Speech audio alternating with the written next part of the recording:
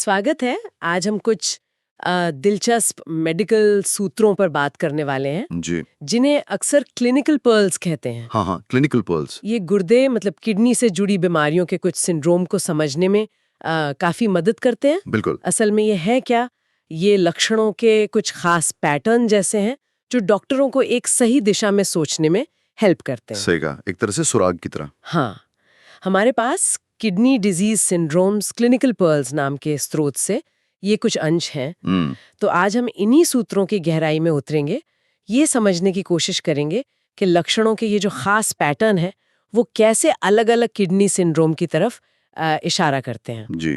और ये भी कि क्यों कुछ बीमारियों में किडनी के साथ शरीर के दूसरे अंग भी प्रभावित हो जाते हैं। तो चलिए इस पहेली को सुलझाने की कोशिश करते हैं। हाँ, ये वाकई एक आकर्षक विषय है। ये जो क्लिनिकल पर्ल्स है ना, ये असल में अनुभव और अवलोकन का निचोड़ है। अच्छा, ये बताते हैं कि कैसे कुछ खास लक्षणों का एक साथ दिखना किसी विशेष बीमारी की संभावना को काफी बढ़ा देता है। ये एक तरह से नैदानिक प्रक्रिया में महत्वपूर्ण सुराग की तरह काम करते हैं, खासकर जब जानकारी थोड़ी कम हो या तस्वीर बहुत उलझी हुई लगे। हाँ, कई बार होता है ऐसा। जी, ये कोई शॉर्टकट नहीं है, बल्कि एक सोचे समझे रास्ते की ओर पहला कदम जैसे हैं। सही। तो पहले मोती या सूत्र से शुरू करते हैं। इसमें 4 चीजें एक साथ बताई गई हैं। जी। हेमेच्यूरिया यानी पेशाब में खून आना, प्रोटीनूरिया मतलब पेशाब में प्रोटीन का जाना, हाँ। हाइपरटेंशन यानी हाई ब्लड प्रेशर, जी। और पेरी ऑर्बिटल एडीमा मतलब आंखों के आसपास सूजन। हाँ, वो सूजन जो सुबह ज्यादा दिखती है। अच्छा, तो जब ये चारों एक साथ दिखें तो स्रोत कहता है कि ये ग्लोमेरुलोनेफ्राइटिस या जीएन हो सकता है। बिल्कुल। यहाँ जो ध्यान देने वाली बात है वो ये है कि ये चारों लक्षण सीधे किडनी के जो मुख्य फिल्टरिंग यूनिट्स होते हैं ना, हाँ, ग्लोमेरुली। हाँ, ग्लोमेरुली, उनमें सूजन या क्षति की ओर इशारा कर रहे हैं। आप ऐसे सोचिए कि ग्लोमेरुली एक बहुत ही बारीक छन्नी की तरह है। जब इनमें सूजन आती है, जिसे हम ग्लोमेरुलोनेफ्राइटिस कहते हैं, जी। तो ये ठीक से काम नहीं कर पाती। अच्छा। तो फिर खून यानी हेमाट्यूरिया और प्रोटीन यानी प्रोटीनयूरिया, जो सामान्य रूप से पेशाब में नहीं आने चाहिए, वो लीक होने लगते हैं। लीक होने लगते हैं। जी। और शरीर में फिर अतिरिक्त पानी और नमक जमा होने लगता है, जिससे ब्लड प्रेशर बढ़ जाता है, हाइपरटेंशन। और सूजन यानी इडीमा आ जाती है, खासकर चेहरे और आंखों के आसपास। तो ये एक क्लासिक तस्वीर है जो सीधे किडनी फिल्टर की समस्या बता रही है। बिल्कुल। अब देखिए, पहले सूत्र में तो समस्या मुख्य रूप से किडनी तक ही लग रही थी। हाँ। लेकिन दूसरा सूत्र एक और अंग को तस्वीर में ले आता है। जी। ये कहता है हेमाट्यूरिया मतलब पेशाब में खून, हेमोप्टाइसिस यानी खांसी में खून आना। हाँ, ये चिंता की बात है। हाँ, और किडनी बायोप्सी में क्रेसेंट फॉर्मेशन का दिखना और किडनी फंक्शन का तेजी से बिगड़ना, ये सब मिलकर गुड पास्चर सिंड्रोम की ओर इशारा करता है। हाँ। खांसी में खून आना यहाँ एक नया और काफी चिंताजनक लक्षण जुड़ गया है। हाँ, ये पैटर्न निश्चित रूप से गंभीर और एक इमरजेंसी स्थिति का संकेत है। यहाँ हम देख रहे हैं कि सिर्फ किडनी ही नहीं, जैसे हेमाट्यूरिया, फंक्शन का बिगड़ना, हाँ, बल्कि फेफड़े भी हेमोप्टाइसिस एक साथ प्रभावित हो रहे हैं। दोनों एक साथ। जी। और ये क्रेसेंट फॉर्मेशन का जिक्र, ये किडनी बायोप्सी में दिखने वाली एक खास चीज है। अच्छा। सोचिए कि किडनी के फिल्टर यानी ग्लोमेरुलस के अंदर अर्धचंद्राकार क्रेसेंट जैसे निशान बन गए हों। ओहो। जो इस बात का संकेत है कि फिल्टर बहुत बुरी तरह और तेजी से डैमेज हो रहे हैं। ये गुड पास्चर सिंड्रोम की पहचान है। अच्छा। इसमें होता क्या है कि शरीर का अपना इम्यून सिस्टम, अपनी ही रक्षा प्रणाली, गलती से किडनी और फेफड़ों में मौजूद एक खास तरह के प्रोटीन पर, अपने ही प्रोटीन पर, हाँ, टाइप 4 कोलेजन नाम का प्रोटीन होता है, उस पर हमला करने लगता है। तो ये एक ऑटो इम्यून हमला है जो इन दोनों अंगों को एक साथ निशाना बनाता है। यानी शरीर की अपनी रक्षा प्रणाली ही दुश्मन बन गई और किडनी और फेफड़ों पर एक साथ हमला। ये तो वाकई बहुत खतरनाक स्थिति है। जी, बहुत गंभीर। अब तीसरे सूत्र की ओर बढ़ते हैं। इसमें लक्षणों का एक बिल्कुल ही अलग समूह है। हेमाट्यूरिया यानी पेशाब में खून। जी। पेट में ऐंठन वाला दर्द। हाँ। मल में खून आना। हाँ। जिसे पीआर ब्लीडिंग कहते हैं। त्वचा पर दर्दनाक उभरे हुए बैंगनी रंग के धब्बे, जिन्हें छूने पर महसूस किया जा सके। पेनफुल, पाल्पेबल पर पूरा। हाँ, वो खास तरह के दाने। और साथ में जोड़ों का दर्द, आर्थ्रैल्जिया। ये सब मिलकर हेनोक शॉनलिन परपूरा या HSP की तरफ इशारा करते हैं।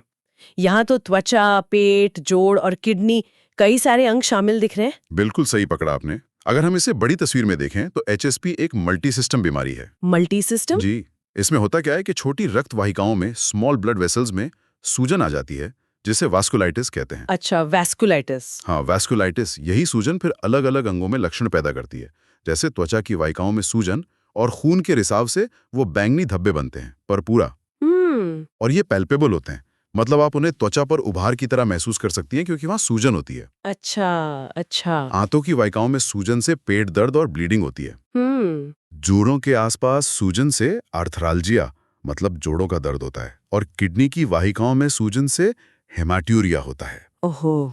तो ये वैस्कुलाइटिस ही है जो इन सारे अलग अलग दिखने वाले लक्षणों को एक साथ जोड़ रहा है। HSP खासकर बच्चों में ज्यादा देखा जाता है, पर यह वयस्कों में भी हो सकता है। तो मतलब ये वैस्कुलाइटिस यानी खून की नलियों की सूजन ही वो कॉमन कड़ी है जो त्वचा, पेट, जोड़ और किडनी को इस सिंड्रोम में एक साथ जोड़ रही है। बिल्कुल बिल्कुल। ये समझना जरूरी है। चलिए अब चौथे सूत्र पर आते हैं। यहाँ भी किडनी के साथ दूसरे अंग प्रभावित हो रहे हैं, लेकिन पैटर्न फिर अलग है। हाँ, हर पैटर्न खास है। सूत्र कहता है हेमेचूरिया, पेशाब में खून। जी। एपिस्टैक्सिस यानी बार बार नाक से खून बहना। नाक के अंदर पपड़ी जमना, नेजल क्रस्टिंग। हाँ, जो ठीक नहीं होती आसानी से। और नाक का आकार बदलना या धस जाना, जिसे सैडल नोज कहते हैं। जी, सैडल नोज डिफॉर्मिटी। और बार बार साइनसाइटिस होना, ये सब वैगनर्स ग्रैन्युलोमाइटोसिस की ओर इशारा करता है, जिसे अब शायद GPA कहते हैं। हाँ, ग्रैनुलोमाइटोसिस विद पॉलीएंजाइटिस या GPA। अच्छा। यहाँ नाक और साइनस मुख्य रूप से प्रभावित दिख रहे हैं। हाँ। ये पैटर्न भी बहुत खास है। अब देखिए, यहाँ किडनी की समस्या हेमाट्यूरिया के साथ साथ ऊपरी श्वसन तंत्र यानी नाक और साइनस पर बहुत जोर है। हाँ, नाक वाले लक्षण काफी ज्यादा है। जी, बार बार नक्सीर आना, नाक में ऐसी पपड़ी जमना जो आसानी से ठीक ना हो, साइनस में लगातार सूजन रहना मतलब साइनसाइटिस, और यहाँ तक कि गंभीर मामलों में नाक की जो हड्डी है, कार्टिलेज है, वो गलने से उसका आकार बिगड़ जाना, जिसे सैडल नोज कहते हैं। सच में नाक का आकार बदल जाता है? हाँ, गंभीर मामलों में हो सकता है। हाँ। ये सब लक्षण मिलकर GPA का संदेह पैदा करते हैं। GPA भी एक प्रकार का वास्कुलाइटिस है, मतलब नसों की सूजन। अच्छा, ये भी वास्कुलाइटिस है। हाँ, लेकिन इसमें सूजन के साथ साथ ग्रैन्युलोमा भी बनते हैं। ये सूजन वाली कोशिकाओं के छोटे छोटे गुच्छे होते हैं। अच्छा, ग्रैन्युलोमा। जी, ये भी शरीर के कई अंगों को प्रभावित कर सकता है, लेकिन ऊपरी श्वसन तंत्र, फेफड़े और किडनी इसके मुख्य निशाने होते हैं।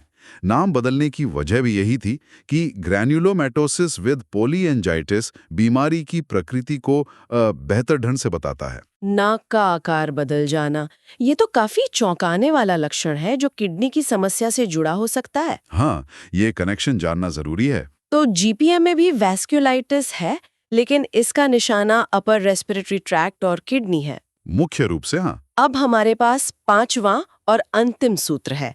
ये भी एक जटिल तस्वीर पेश कर रहा है। जी। हेमाट्यूरिया, पेशाब में खून।